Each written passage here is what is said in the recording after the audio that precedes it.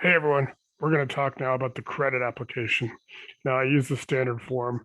It's you want to check with your private money broker or your lender how if they're doing a hard pull or a soft pull. Obviously, soft pull does not affect your credit. They may in some cases even let you use Credit Karma, Credit Sesame, and take a screenshot.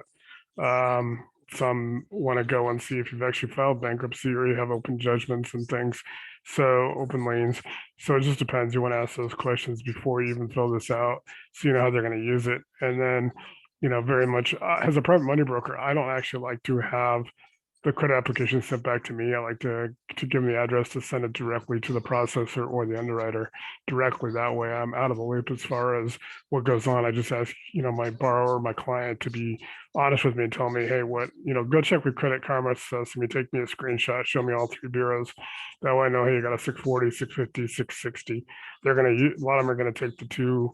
They're going to take two that are similar. If you got 643, 645, and 655, they're going to take the two in the 640s. So to factor it in and then divide by those two a lot of times. So make sure, you ask these important questions because you don't want to get any inquiries and affect your credit score.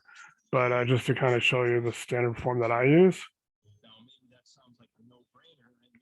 this is the standard form that I generally use. It'll say Nate Marshall Capital, my company. It's also got my email address for any of those that are interested in contacting me. There's my cell phone number. I'm usually available 8 o'clock to 8 p.m. There's my email address. But this is an authorization. It's going to say, hey, we hereby authorize Nate Marshall to make all inquiries it deems necessary to verify the accuracy of the information provided herein and determine our credit worthiness. You guys can read this, you can download it at the files tab of facebook.com/groups/other people's money show.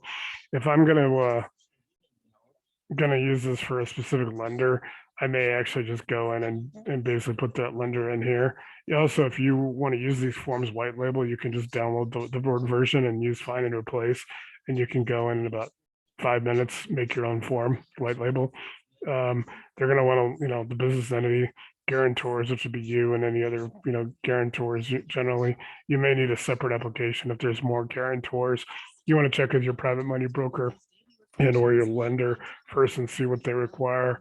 And if they do require personal bank accounts, personal credit, as well as the business credit.